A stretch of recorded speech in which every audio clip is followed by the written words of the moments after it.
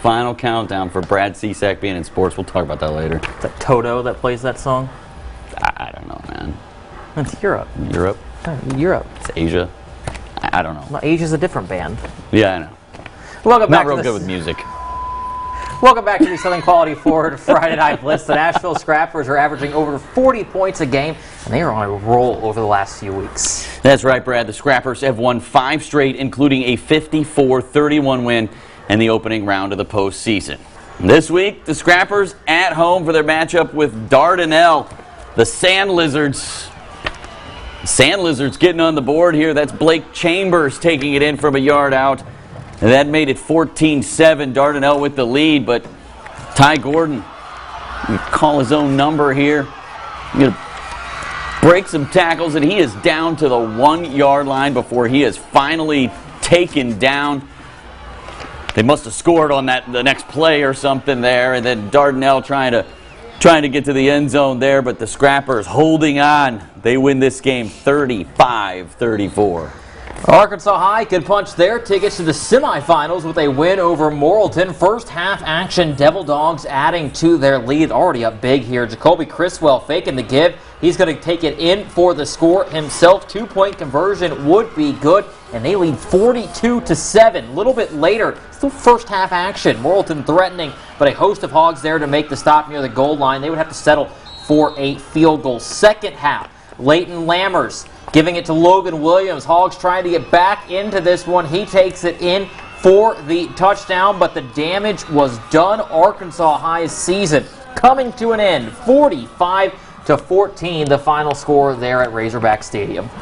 Down in 2A, the Foreman Gators put their undefeated record on the line tonight against Carlisle. Bison taking an early lead. Cameron Taylor breaks through for the score. Carlisle leads at 8-0 at that point after the 2-point conversion. Gators, though, with a response. Isaac Carver gets loose, and nobody is going to catch him. He takes it the distance for the score.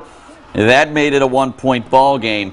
But Carlisle, they were a little too much tonight. Back on offense, give us to Darius Allen. He races for about 20 yards, and Foreman, the worst time to pick up their first loss of the season is in the playoffs, and they fall tonight 36-14. Dirk's Outlaws hitting the road for the second round, taking on Gurdon tonight. And Outlaws beginning the game with this Trey Overturf coming up with the onside kick recovery. Few plays later there, Outlaws on offense, but bad pitch right there. Gurdon would jump on it. That is Jalen Walls recovering it there for the Go Devils. Now on Gurdon's first play, quarterback DJ Anna getting up the field, and he is eventually going to be dragged down by his arm and then his jersey. And then 2 plays after that, Gurdon running back Jamison Threadgill. He's going to break it to the outside for an apparent 64-yard touchdown. Officials, though, ruling that he stepped out at the Dirks 32-yard line. Gurdon, though, wins this one, bringing Dirks season to an end. 41-22, the final score. Let's go back to Texas. The Longview Lobos in the Metroplex tonight, taking on Dallas Jesuit. Lobos trailing 14-0, but Haynes King going to get the ball to Caden Meredith. He takes it in for a Lobo touchdown, and that made it just 14-7 Jesuit. Haynes King later going to keep the ball, push it through for another Lobo score. That made it 14-13. But again, the worst time to suffer your first loss of the season. Probably the biggest upset in the state of Texas. 27-game win streak snapped, in the 6A Division II state champion is out of the playoffs. Lobos fall 27-25. Down in 4A Division II, Gilmer and Fairfield meeting up in the area around this one over in Mesquite. David Smith getting the carry for the Buckeyes. He's going to turn it to the outside, turns the corner and heads down the sideline. He is going to win this track meet.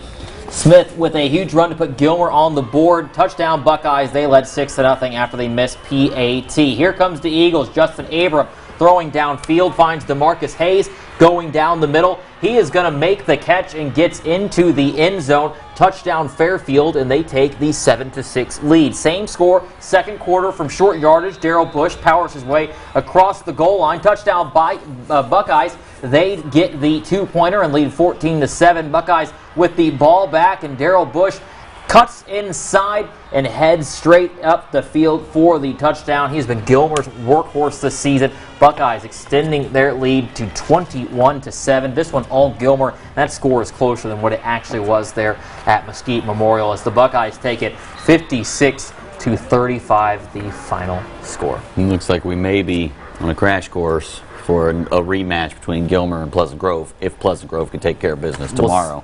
We'll see. That would be, I believe, on par for the fourth round there in the playoffs. We'll see how things shake out. Up in Arkansas, just 2 teams left now. Both teams coming away with 1-point victories tonight. Prescott, I know we're going to show the scoreboard here in a minute, but Prescott coming away with a 1-point victory, and also Nashville surviving with a 1-point victory tonight. It's very close games. Still a few teams up in Arkansas advancing for us. Yep. Now, coming up on the Southern Quality Ford Friday Night Blitz, we're going to make our way back to Louisiana. Canada Northwood Falcons reached the quarterfinals for the 3rd straight year. Find out coming up next.